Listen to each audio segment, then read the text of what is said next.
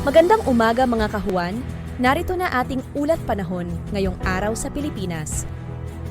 Sa kasalukuyan po ay wala tayong binabantayan na low pressure area o bagyo sa loob at labas ng ating Philippine Area of Responsibility.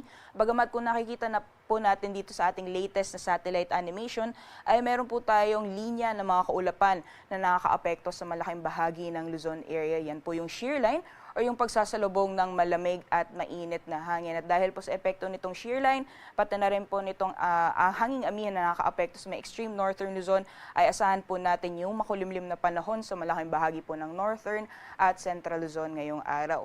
Meanwhile, dito po sa nalalabing bahagi ng ating bansa, nakikita po natin na wala po tayo namamataan na makakapal na kaulapan na posible pong magdulot ng buong araw na tuloy-tuloy na mga pagulan. So asahan po natin generally fair weather conditions dito sa may Mindanao. Inaasahan lang po natin yung mataas sa posibilidad ng mga biglaan o mga panandaliang buhos ng ulan dulot po ng mga localized thunderstorms. So monitoring din po tayo ng mga thunderstorm advisory na nilalabas po ng ating Pag-asa Regional Services Division.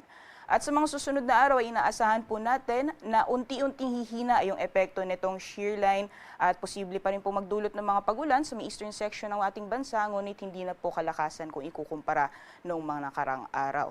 So generally fair weather po yung inaasahan natin sa malaking bahagi ng ating bansa within the next 2 to 3 days.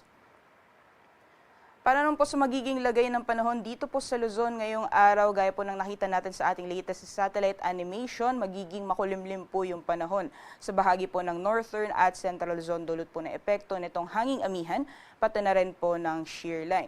So asahan po natin dito sa may Batanes, ang light to moderate na mga pag-ulan dulot po ng epekto ng northeast monsoon o hanging amihan. Meanwhile po sa northern at central Luzon, dyan po sa may Cagayan Valley, sa Cordillera Administrative Region, Ilocos Region, at kabuuan ng Central Luzon area, asahan po natin yung makulimlim na panahon at may mga posibilidad din po yan ng mga moderate to at times or katamtaman hanggang sa paminsan-minsang malalakas mga pugulan dulot naman na epekto nitong shear line.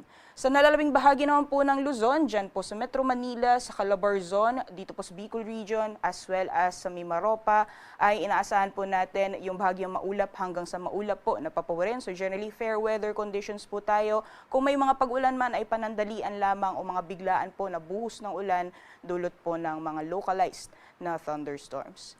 Temperature forecast naman para sa mga piling syudad dito po sa Luzon, sa Lawag po ay aabot ng 31 degrees Celsius maximum temperatures. Yung temperatura po natin sa Baguio naman ay maglalaro mula 17 hanggang 23 degrees Celsius, 27 degrees Celsius maximum temperatures inaasahan ngayong araw dito sa Tuguegarao. 30 degrees Celsius naman para sa Legazpi. Gayon din sa Metro Manila, yung agwat ng temperatura maglalaro mula 24 hanggang 30 degrees Celsius. Dito naman po sa Tagaytay, yung agwat ng temperatura inaasahan maglalaro mula 22 hanggang 29 degrees Celsius.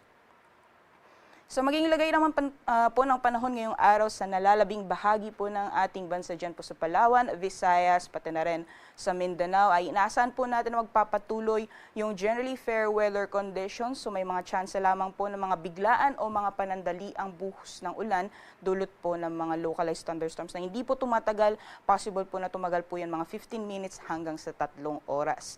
At inaasahan po natin agwat ng temperatura para sa mga piling syudad for Palawan, Visayas, and Mindanao area.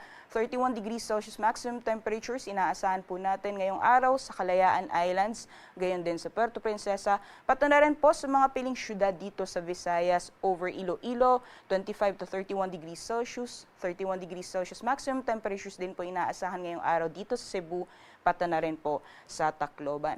Samantalang dito naman po sa Zamboanga, yung agwat ng temperatura ay maglalaro mula 24 hanggang 33 degrees Celsius at 24 to 31 degrees Celsius para naman sa Cagayan de Oro, 32 degrees Celsius maximum temperatures naman para sa Metro Davao. Sa kalagayan naman po ng ating karagatan, meron po tayong gale warning or babala sa matataas na mga pag-alon na nakataas po yan sa dagat baybayin ng Northern Luzon. Particularly sa mga dagat baybayin po ng Batanes, sa Cagayan kasama ang Babuyan Islands, sa Isabela, gayon din sa Ilocos Norte at Ilocos Sur. So inaasahan po natin yung napakaalong karagatan dyan po sa mga nasabing dagat baybayin. So delikado pong pumalaot na, especially po sa ating mga kababayan na mangingisda, pati na rin po yung may mga maliit na sakyang pandagat. Sunrise po natin ngayong araw ay 6:22 a.m. at lulubog po mamayang 5:40 p.m.